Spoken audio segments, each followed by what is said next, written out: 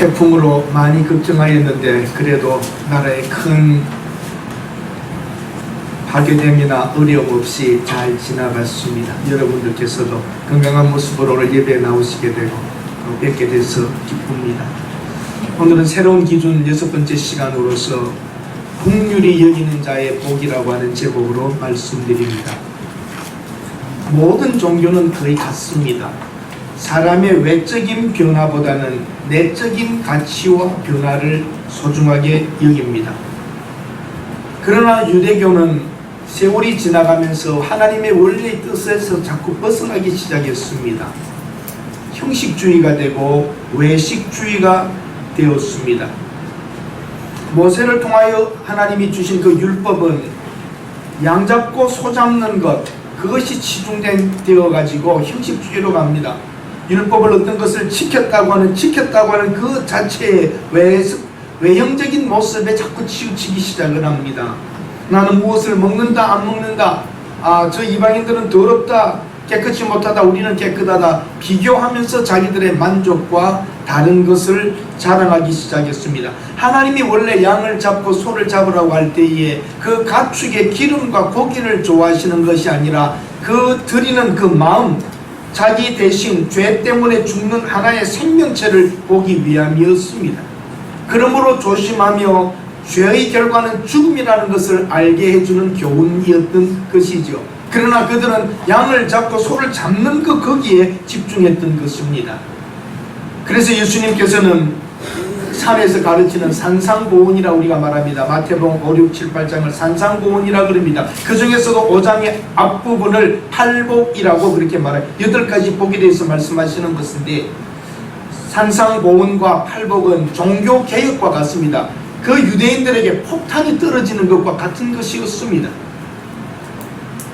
마음이 가난한 자 복이 있다, 애통하는 자가 복이 있다, 온유한 자가 복이 있다, 온유와 의에 줄이고 목마른 자가 복이 있다는 겁니다. 유대인들의 복의 개념을 뒤집어 놓고 바꾸어 놓았습니다. 땅의 것에 치중하고 있었습니다. 잘 되는 것, 이런 것들이 다 복이라고, 하나님의 축복, 아브라함의 자손들이 받는 복, 땅의 회복, 그런데도 와 있는 고통, 식민지로 사는 어려움, 이런 것들의 불일치 속에서 그들은 굉장히 종교적인 갈등이 있었습니다. 오늘은 긍휼에 대해서 말씀드리고자 합니다. 긍휼히 여기는 자는 긍휼히 여김을 받을 것이라고 하는 겁니다. 긍휼이라고 하는 이 단어는 자비라고 하는 단어와 같은 겁니다. 자비, mercy, merciful, 자비라는 겁니다. 그 내용은 다른 사람의 곤궁함과 고통을 보고 자극을 받아 도와주려고 하는 마음이 생기는 걸 긍휼이라는 거예요. 긍휼. 다르게 말하면 불쌍히 여기는 마음, 그런 것도 같은 것이라고 할 수 있겠습니다. 약자를 엄하게 다루지 않고 절망하고 힘든 사람을 스근히 여기는 그 마음을 긍휼을 가진 거라 그래요. 긍휼. 사랑, 긍휼 비슷하지만 사랑은 더 폭이 넓습니다. 긍휼은 사랑에서 출발하지만 어렵고 힘들고 불쌍한 사람을 향하여 보며 내 양심이 움직여 행동으로 옮겨가게 하는 그런 것입니다. 가난한 환자를 돈을 받을지도 모르지만 왕진가는 의사의 모습, 길거리에서 만난 이 거지를 보고 마음이 움직여 집에까지 데리고 와서 옷을 하나 주며 목욕을 시켜주며 음식을 대접할 수 있는 사람,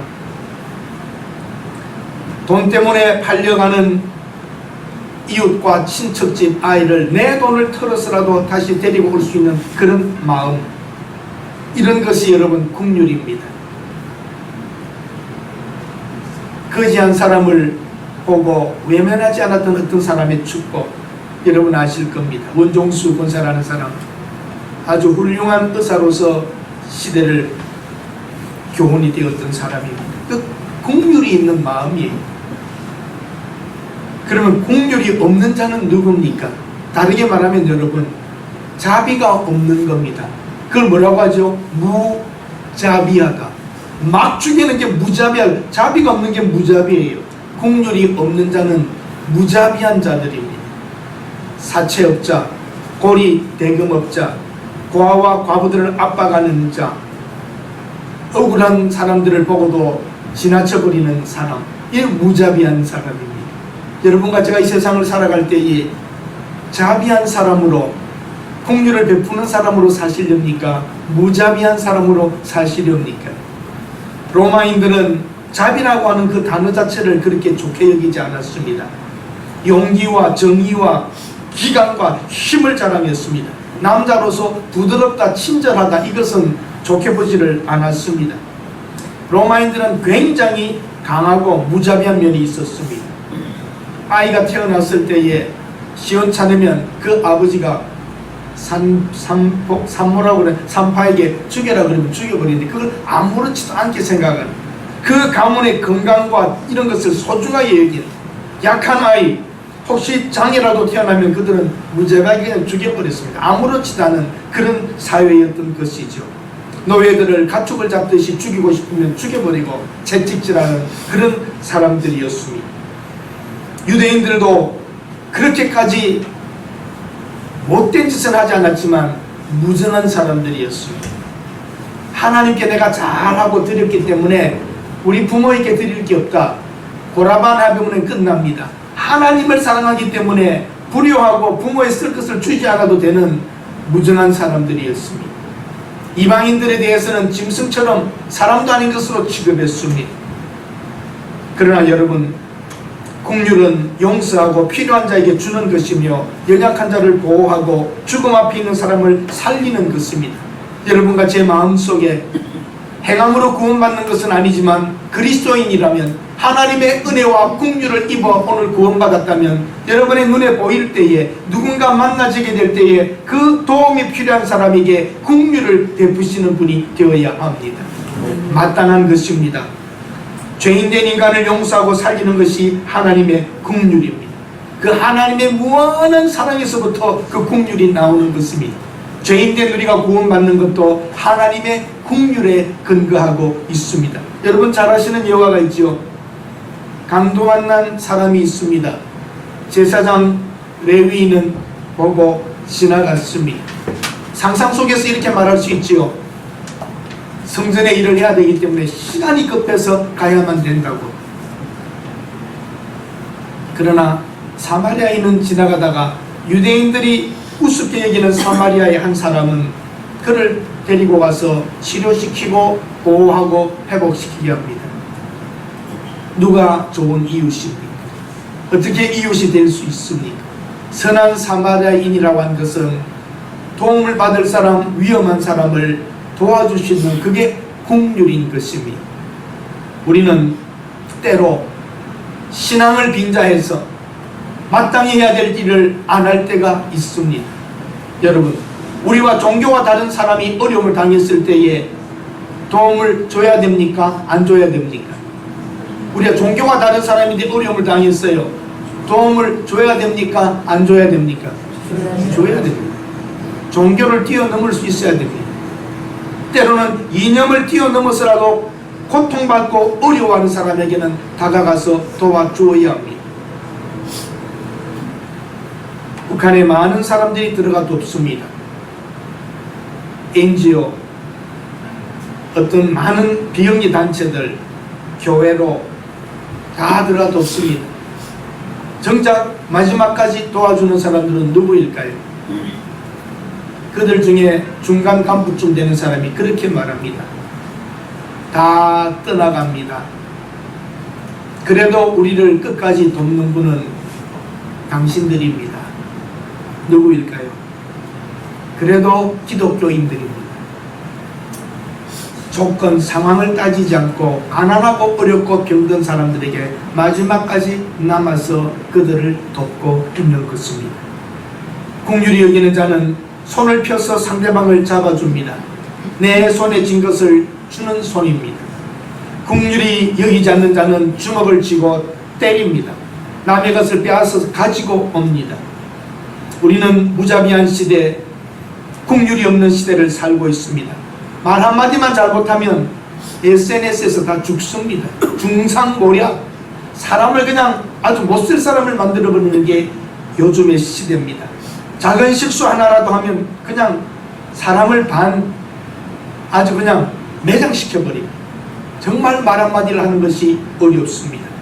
사람이 무섭다고 하는 말이 실감이 납니다. 긍휼히 여기는 사람이 되는 길은 예수 그리스도의 가르침을 따르고 예수님의 복음된 그 삶을 우리가 따라가는 것입니다. 예수님께서는 병자, 가늠하다가 붙잡혀와서 돌에 맞아 죽을 사람, 생계 유지를 위하여 몸을 팔았던 여인, 귀신 들린 자, 배고픈 사람, 이런 사람들에게 다가가서 필요를 채워주시고 병을 낫게 하시고 해방을 주시고 자유를 주셨습니다. 하나님의 손이 다가와 인간을 만진 것입니다. 예수님이 착한 일 하셨다가 아니라 하늘에 계셨던 하나님이 사람의 몸을 입고 왔고 그 불쌍한 자, 병든 자를 만지는 그 손, 하나님의 손이 더러운 죄인과 더러운 병, 멸시받는 천대받는 사람들을 가서 만진 것입니다. 그것이 멀시, 그것이 긍휼이요 불쌍히 여기는 것입니다. 세례 요한과 같이 외쳐야 하기도 합니다. 영혼에 대한 불쌍히 여김. 세례 요한이 회개하라 천국이 가까웠다는 것은 죽어가는 그 영혼들을 보고 외치는 소리였습니다. 불쌍히 여기는 것이었던 것이죠. 모든 것에 풍부한 현대인들에게 지금 필요한 것은 무엇일까요? 많은 것을 가지고 있지만 우리는 지금 긍휼히 여김을 받아야 합니다. 어쩌면 우리들의 영혼이 헐벗고 굶주려 있는 모습을 보아야 합니다. 세상 것으로는 풍요하고 살찌고 외모는 그렇다지만 우리 속사람은 지금 영혼이 메말라가고 있고 영혼이 지금 너무 갈급해하고 있는 것입니다. 오늘도 여러분들이 예배를 드리기 위하여 나온 것이 심령이 가난하여 나온 것입니다. 의에 줄이고 굶주려 하나님의 말씀을 찾아 나오고 하나님의 은혜를 사모하며 나온 것입니다. 우리가 하나님의 은혜를 긍휼을 입었다면 우리 또한 다른 사람들에게 긍휼을 베풀어야 합니다. 인격 살인이 행해지는 이 세상, 가정과 교회 어떤 단체에서든지 상한 마음들이 많습니다. 우리 불쌍히 여기는 마음을 가지고 살아가십시다. 세상은 짓밟고 때리고 괴롭히지만 우리 가정, 우리 신앙의 공동체는 불쌍히 여기는 마음을 가져야 합니다. 여러분, 남편과 아내도 한번 가만히 생각해 보십시오. 저 여인 나를 만나서 지금 고생하고 있나, 힘든가? 저 남편 우리 가족을 위하여 지금 얼마나 고생하고 있는가? 서로를 여러분 불쌍하게 여길 때 가정에서도 회복의 역사가 있습니다. 사실은 다 우리 불쌍한 사람들입니다. 얼마나 우리가 힘들고 때로는 짜증나고 어려운 길을 걷고 있습니까? 잠들어 있는 아내의 모습을 보면 나 때문에 고생 많이 하는구나. 남편의 지쳐있는 모습을 보며 우리 먹여 살리느라고 이 사람 이렇게 고생이 많구나.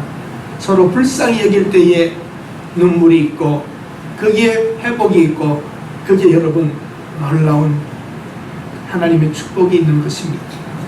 여러분들 자식들이라도 부부 사이에라도 서로 한번 부모님께라도 나 때문에 우리 부모님 참 고생 많이 하셨다는 그런 마음으로 보담아주고 감사하는 마음을 가져야 합니다.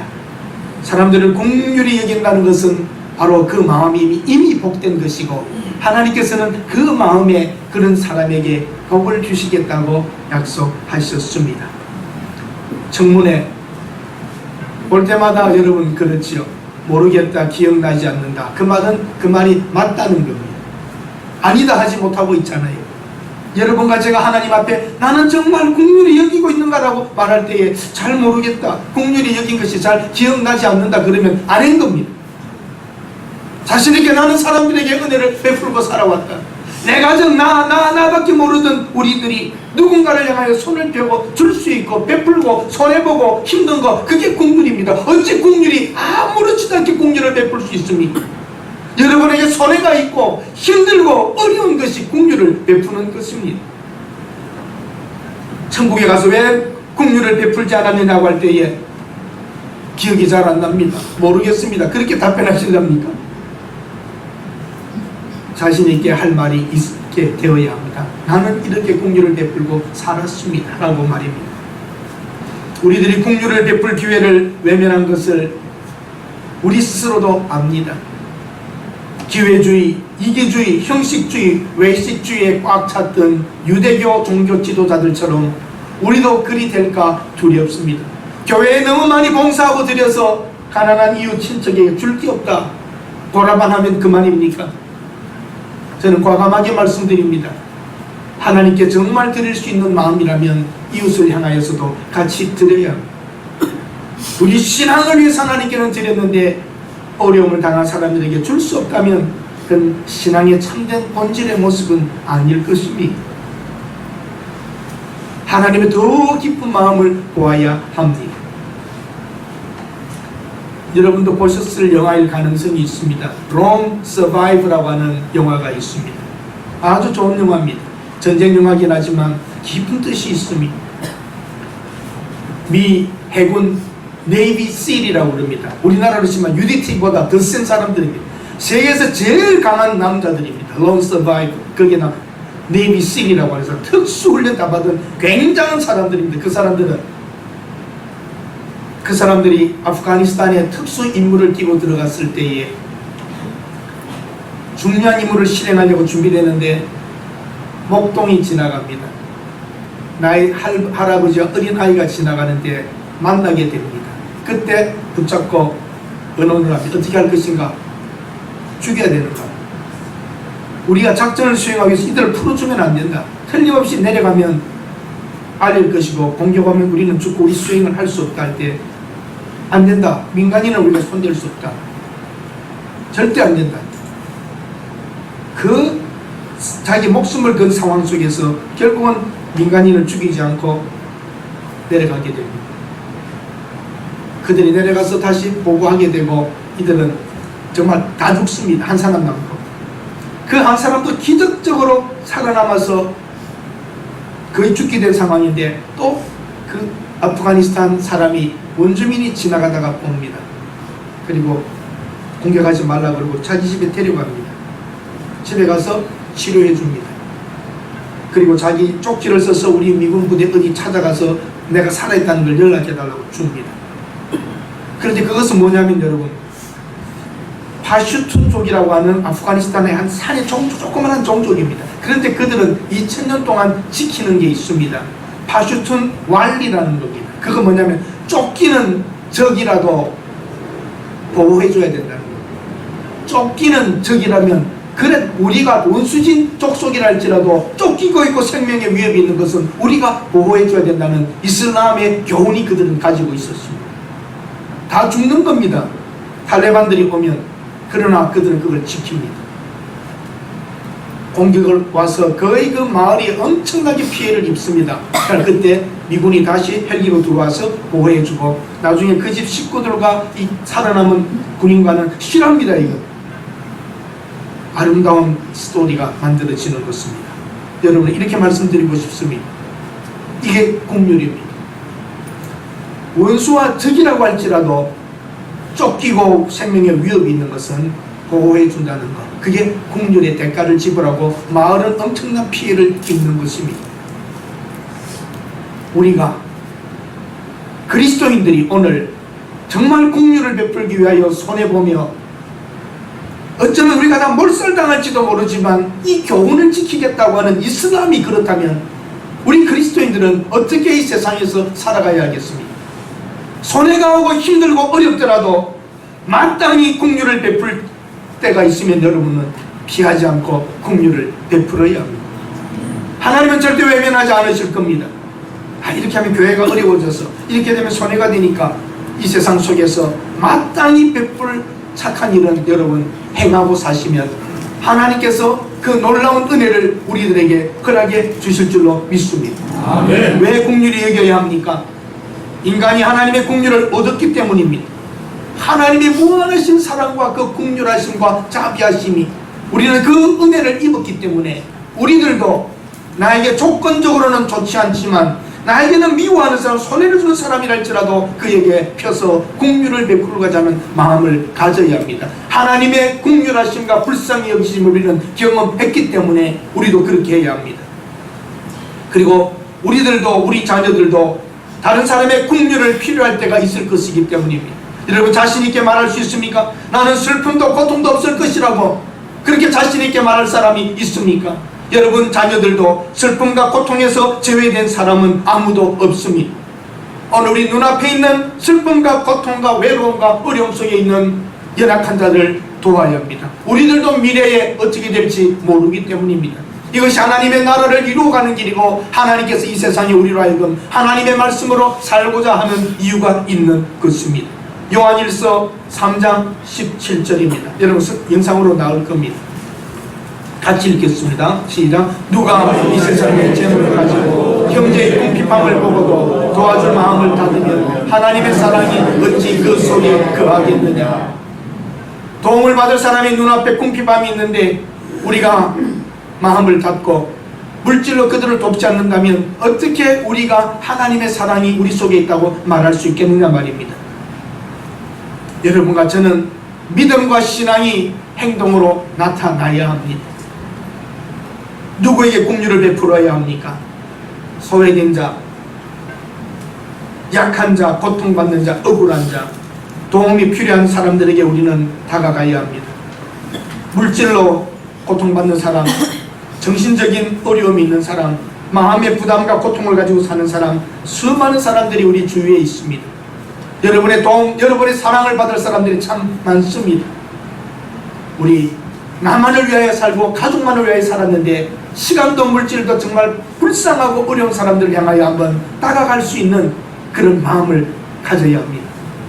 교회는 기회를 다 놓쳤습니다. 나라에 다 떠넘겨버렸습니다. 사회 복지에 대한 것으로 나라가 다 해버리고 말았습니다. 교회가 할 일이 지금 이제는 없어져 버렸습니다. 그전에는 교회는 착한 일을 하고 선한 일을 하고 어려움을 도와주고 하는 것이 교회의 한 모습이었지만 어느새 그런 모든 것들은 나라가 다 맡아버렸습니다. 교회가 할 수 있었다면 얼마나 좋았겠습니까? 지금도 우리는 늦지 않았습니다. 그래도 우리 교회가 할 수 있는 것들을 찾아서 마땅히 베풀 긍휼들을 베풀 때에 하나님께서 우리를 보시며 기뻐하실 것이고 우리를 향하여 하나님께서 너는 참 귀하구나, 너는 내 말대로 살고 있구나, 너와 너 자손들에게도 내가 긍휼을 베풀리라 하실 것입니다. 야고보서 2장 15절에서 17절 한번 읽어보십시다. 같이 읽겠습니다. 만일 형제나 자매가 돌고 진노할 일이 없는데 너희 중에 누구든지 그에게 이르되 평안히 가라, 덥게 하라, 배부르게 하라 하며 그 몸에 쓸 것을 주지 아니하면 무슨 유익이 있으리요. 이와 같이 행함이 없는 믿음은 그 자체가 죽은 것이다. 형제 자매 이웃이 헐벗고 있는데 먹을 것이 없는데 따뜻하게 해라. 말로 몸 맛있는 거 먹어봐라. 몸에 쓸 것을 주지 않으면 그것이 말로만 하는 것이 무엇이겠느냐 말이에요. 이와 같이 행함이 없는 믿음은 그 자체가 죽은 것이라고 말합니다. 긍휼을 베풀 때 우리가 외면하지 맙시다. 저도 기억합니다. 북한 땅에 많은 사람들이 돕고 있었습니다. 힘들 때에, 어려울 때에 곡식도 빵도 많이 가지고 들어갔던 사람들입니다. 그중 잊을 수 없는 말 하나는 우리는 당신들이 보내준 곡식을 먹는 것이 아니라 당신들의 사랑을 먹습니다. 이야, 목사의 마음이 감동됩니다. 공산주의 사람들도, 그 매정하다는 사람들도 진실한 사랑, 변함없는 그들은 감동이 되는 거예요.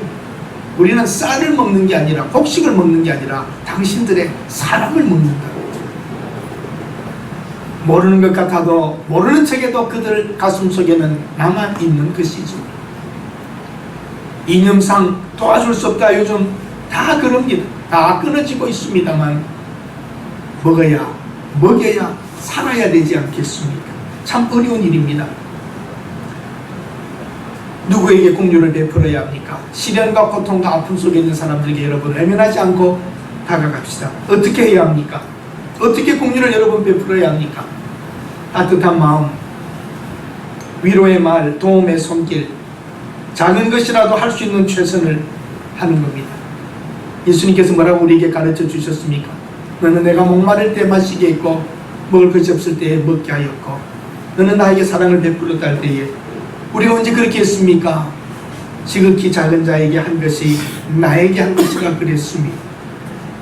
우리가 주님의 말씀에 순종하여 지극히 작은 자에게라도 우리 최선을 다하여 긍휼과 사랑을 베풀면 그것이 주님께 한 것이 되는 겁니다. 어떻게 합니까? 전심으로 굳게 하듯 해야 됩니다. 자발적으로 합시다. 아끼지 않고 합시다. 겸손하게 합시다. 은밀히 합시다. 모르게 합시다. 더 힘든 사람을 찾아봅시다. 그래서 서양 속담에 이런 것이 있습니다. 울타리는 낮은 것부터 고친다. 더 정말 힘들고 어려운 자부터 하나하나 우선순위를 찾아서 해가야 합니다. 기회를 놓치지 맙시다. 아브라함은 천사를 대접하였는데 그것이 하나님을 대접한 것처럼 되었습니다. 감사함으로 합시다. 우리가 가진 물질과 옷과 음식과 돈 모든 것들 노숙자들을 위하여 오늘도 줄 수 있으며 지나가다가 그런 사람을 봤더니 술주정꾼 그러고 비웃지 않고 주는 겁니다. 뭐 하나라도 먹고 가라 주는 겁니다. 여러분 제 자랑을 하고자 하는 게 아니라 한 번은 전철을 타고 갑니다. 제가 친구를 만나서 맛있는 케이크를 이렇게 받아왔습니다. 2개를 들고 이렇게 전철을 탔는데 그 앞자리에 기독교인입니다. 십자가를 달고 십자가를 가지고 왔는데 어느 천주교인인지 기독교인으로서 개신교인인지 저는 확인은 못했습니다. 이렇게 기도하고 뭐 이렇게 계십니다. 그런데 저 옆에 조금 가다가 한 사람이 앉는데 냄새가 나고 좀 그런 분이 탔습니다. 근데 그분이 이렇게 옆에 앉아있더니 저를 힐끔 봅니다. 앞을 보니까 십자가를 들고 있고 뭐 이러니까 한마디 합니다. 기운이 없는 소리로 선생님 저 밥을 오늘 못 먹었는데 1,000원만 주세요. 그런데 대답이 없습니다. 십자가를 2개나 들고 있습니다. 그래서 제가 이 빵 집에 갖고 가면 우리 집사람 좋아할 텐데 하나를 꺼내가 마침 갈등 안 하게 2개가 들어있었습니다. 한 개 했으면 어떻게 할지도 모르겠습니다. 그래서 이렇게 하나를 꺼내서 그분에게 드렸어요. 그랬더니 열더니 정말 미친 듯이 먹어요. 배가 굉장히 고팠던 것 같아요. 그래서 제가 아저씨 손을 쥐고 아저씨 기다리세요. 왜 그러냐 그래서 이렇게 먹다가 목 맥히면 큰일 납니다. 천천히 잡수시고 조금 있다가 여기에 내려서 우유 사서 잡수세요. 그래서 제가 돈을 이렇게 줬어요. 우유랑 같이 먹으라. 이렇게 먹으면 목 메서 큰일 납니다. 그 사람이 이렇게 쳐다보더니 하는 말이 뭔지 아세요? 당신 목사예요. 여러분 정말 그때 마음이 너무 아팠어요. 십자가를 쥐고 들고 있는 그 사람이 돈 1,000원 달라는데 주지 않는 거예요. 정말 여러분 작은 거지만 우리가 그 기회가 오잖아요. 그 기회를 놓치지 않아야 돼요. 작은 것이라도 여러분 힘들고 어려운 사람을 봤을 때는 주는 거예요. 우리가 정말 큰 손해가 안 나는 안에서라도 움직여 보는 것입니다.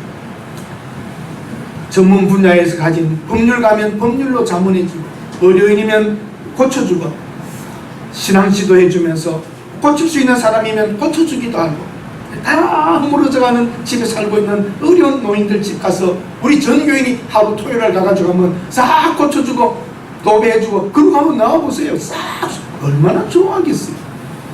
예를 들면 그런 것들입니다.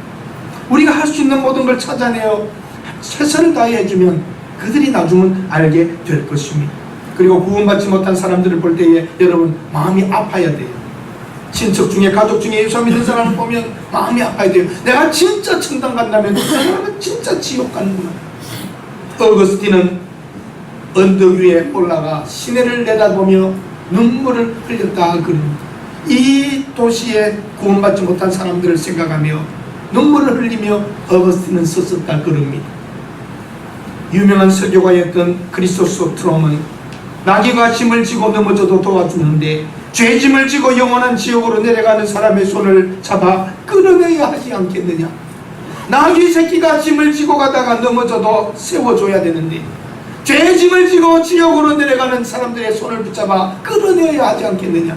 여러분과 저희 긍휼히 여기는 마음은 구원받지 못한 사람들을 향하여 마음이 움직여야 합니다. 사려 깊은 마음으로 부드러운 눈길로 나눠주는 손으로 만져주는 손으로 다가가는 발로 가야 합니다. 낮에는 태양처럼 비추어주고 밤에는 태양을 받아 빛을 발해주는 것처럼 달과 같이 살아갑시다. 그래서 어떤 분은 노래 부르죠. 낮엔 해처럼 밤엔 달처럼 그렇게 살 수 없을까? 여러분, 어떤 처지 상황에 있든지 하나님께 받은 은혜를 가지고 살아갑시다. 하나님께 받은 것으로 나누어 주고 영적인 것까지도 함께 해 가야 합니다. 곡식과 포도주를 수확할 때에, 포도를 수확할 때에 하나님께서는 어떻게 하라고 하셨습니까? 율법에 모퉁이에 남겨두라 그랬습니다. 왜 수확을 하다가 한 귀퉁이를 남겨두라고 합니까? 가난한 자, 나그네가 지나가다가 그거라도 먹고 살으라는 거 아니겠어요? 희년이 오면 빚을 탕감해주고 종으로 팔렸던 가족들을 돌려보내라고 하는 하나님의 그 긍휼하심. 예? 팔려간 종이라도 희년이 되고 안식년이 될 때 돌려보내주라는 게 하나님의 긍휼 아닙니까? 한 모퉁이에 곡식을 남겨두고 포도 다 따지 말고 한 개라도 달아두라는 게 하나님의 긍휼 아닙니까? 우리가 이 긍휼을 입었는데 우리는 긍휼을 입지 않은 사람처럼 이 세상에서 살고 있습니다. 까마귀도 다람쥐도 먹어야 하지 않습니까? 우리 예수 믿는 사람들은 공원에 가든지 산에 가든지 떨어진 밤하고 도토리 그만 주세요. 다람쥐 새끼들도 먹고 살아야 될 거 아닙니까? 그 하나하나를 다 주쏘는데 그렇다고 해서 먹는가? 먹지도 않아요. 쌓아두고 도토리 다 썩었지. 욕심 부리지 마세요. 다람쥐 새끼 하나라도 겨울에 먹을 걸 남겨둬야 하지 않습니까? 구제를 좋아하는 자는 풍족해질 것이라고 말해줍니다. 꽃이 벌에게 꿀을 줍니다. 벌은 꿀을 먹지만 수술에 암술에 움직이며 붙어줘서 씨를 맺게 하고 열매 맺게 하여 그 나무와 그 꽃은 그 식물은 이 땅에 더 살게 합니다.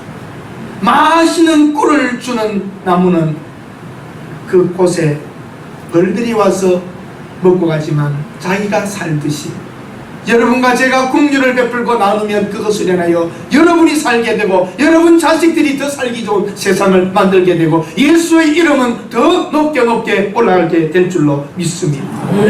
에베소서 2장 4절에서 5절 한번 읽어봅시다. 같이 읽겠습니다. 긍휼이 풍성하신 하나님이 우리를 사랑하신 그 큰 사랑을 인하여 허물로 죽은 우리를 그리스도와 함께 살리셨고 긍휼이 풍성하신 하나님, 그분이 우리를 사랑하신 그 사랑으로 인하여 허물과 죄로 죽은 우리를 하나님께서 살리셨답니다.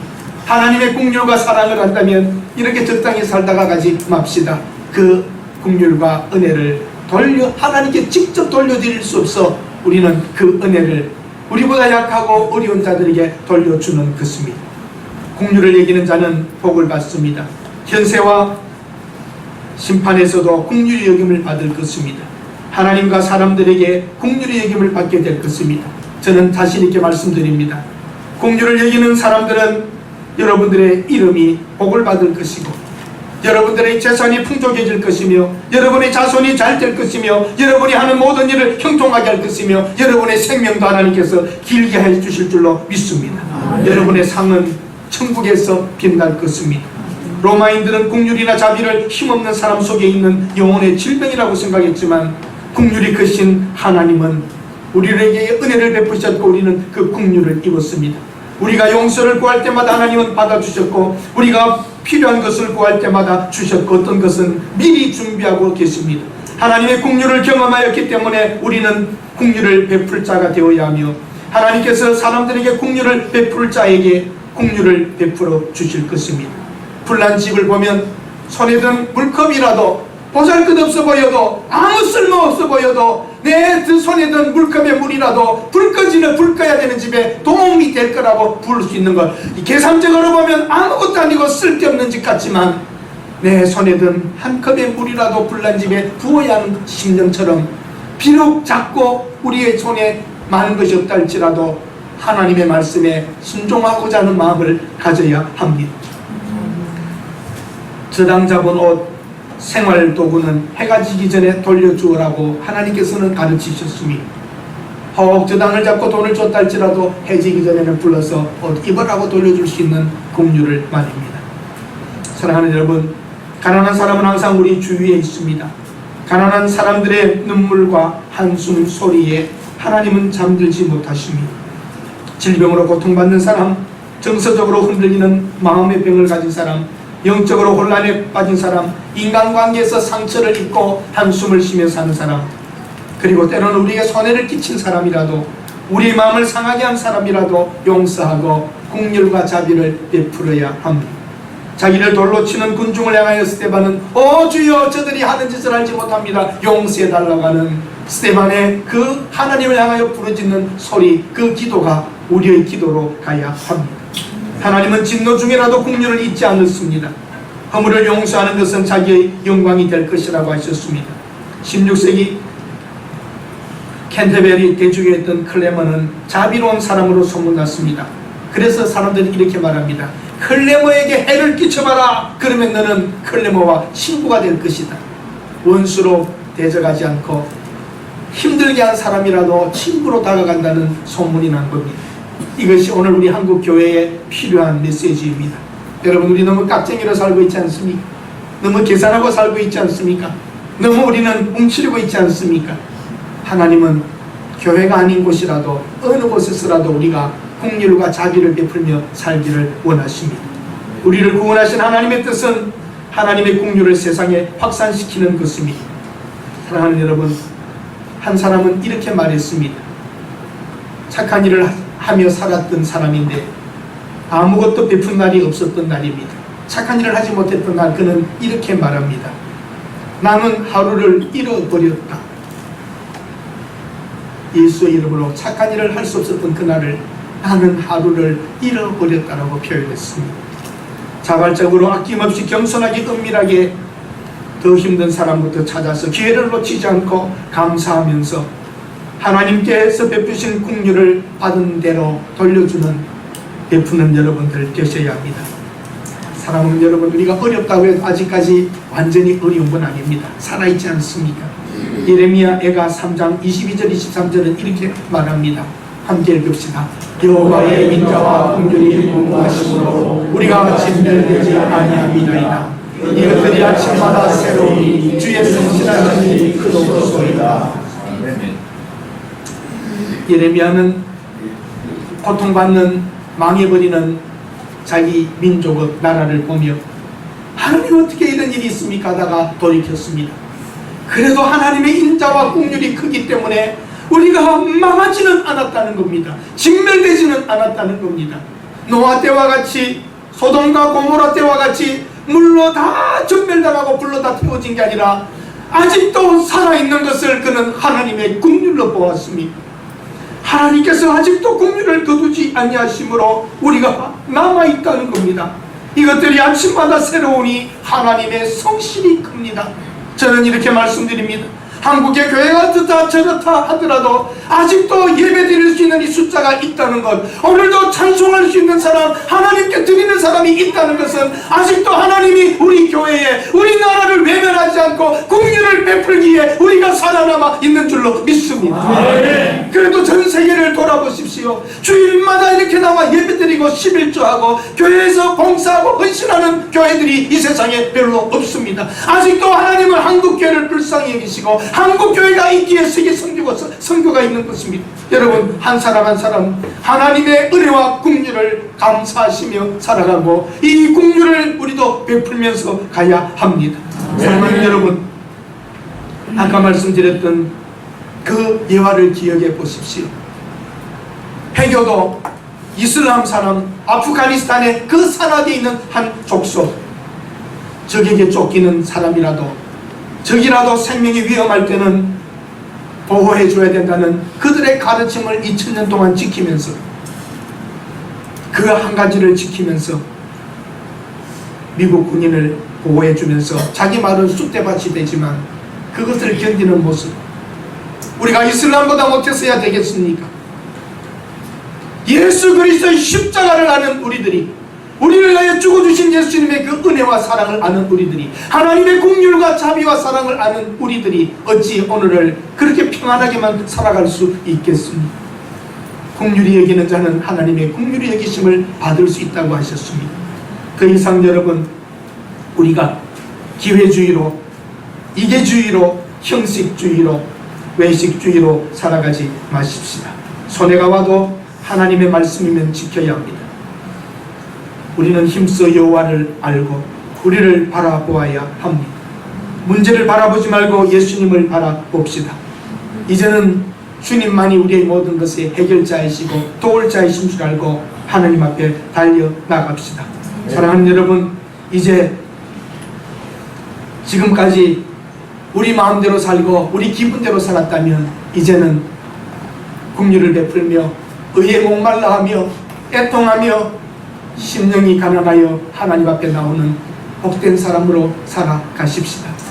아직도 하나님의 은혜와 자비가 무궁하심으로 진멸시키지 않고 우리를 남겨두고 꺼져가는 등불을 끄지 아니하시고 상한 갈대를 꺾어버리지 아니하시는 하나님의 자비가 오늘도 우리 삶에 있어서 먹으며 쓰며 살며 이 신앙생활을 할 수 있는 것이 하나님의 긍휼이신 줄로 믿습니다. 그래도 하나님이 우리를 사랑하십니다. 우리에게 자비를 베풀고 계시고 외면하지 아니하시고 오늘도 우리를 향하여 다시 나온 우리들에게 멀리 보내지 아니하시고 외면하지 아니하시고 오늘도 사랑과 은혜를 베푸시는 것을 감사하십시다. 하나님이 여러분을 사랑하십니다. 그 사랑 알지 않습니까? 주님께서 그 산에서 가르쳤던 긍휼을 베푸는 자는 긍휼히 여김을 받게 될 것이라고 하셨던 이 말씀대로 오늘도 예수님의 손이 되고 예수님이 발이 되고 그리하여 여러분 가시고 만지시고 나눌 수 있는 은혜의 사람들이 되실 수 있기를 바랍니다. 하나님, 참 우리는 부족합니다. 나밖에 모르고 내 가족밖에 모르고 살아가지만 그래도 우리에게 믿음이 있어서 하나님의 나라와 교회를 위하여 이웃과 성도를 위하여 힘들고 어려운 사람들을 보면서 다가갈 수 있었던 것을 감사합니다. 하나님, 우리 한국교회를 아직도 붙잡고 계시며 은혜를 베풀고 긍휼을 베푸시는 것을 감사드립니다. 우리 한 사람 한 사람을 아직도 붙들고 계시며 끝까지 말씀을 주시며 하나님의 뜻을 이 세상에 선포할 수 있는 전달자로 삼아주신 것을 감사드립니다. 이제는 눈을 열어 우리 주위에 연약하고 힘들고 어려운 사람들을 보게 하시고 주님의 손을 대신하여 만지며 주님의 발을 대신하여 다가갈 수 있게 하여 주시옵소서.